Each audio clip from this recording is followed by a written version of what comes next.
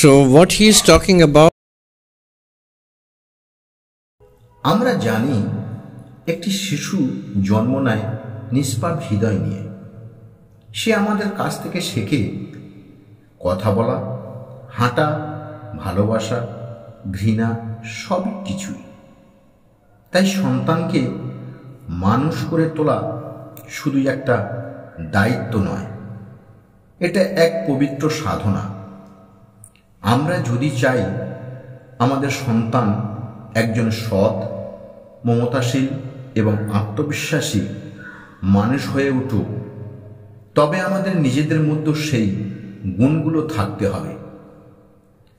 আপনার সন্তান আপনার কথা যতটা না শুনবে, তার চেয়ে অনেক বেশি শিখবে আপনার আচরণ দেখে। স্বামী বিবেকানন্দ বলতেন, চরিত্রই মানুষের প্রকৃত পরিচয়। শিশুকে ছোট থেকেই সত্য কথা বলা, অন্যের প্রতি শ্রদ্ধা, সহানুভূতি এগুলোর চর্চা শেখান। আপনি নিজেই সত্য বললে সে স্বাভাবিকভাবে তা অনুকরণ করবে। একটা জিনিস আপনারা সকলেই লক্ষ্য করবেন, আজকের জগৎ নানা বিভ্রান্তিতে ভরা। শিশুকে শেখান কিভাবে নিজের আবেগ ও ইচ্ছেগুলোর উপর নিয়ন্ত্রণ আনতে হয়। এজন্য প্রার্থনা, ধ্যান বা নীরব সময় দেওয়ার অভ্যাস করে তুলুন। প্রতিদিন অন্তত 5 মিনিট চুপচাপ বসে থাকা, এটা একটি আশ্চর্যজনক উপায় তাদের ভেতরে স্মৃতি তৈরি করার। আপনার সন্তানের শেখান সেবা ও কর্তব্যবোধ।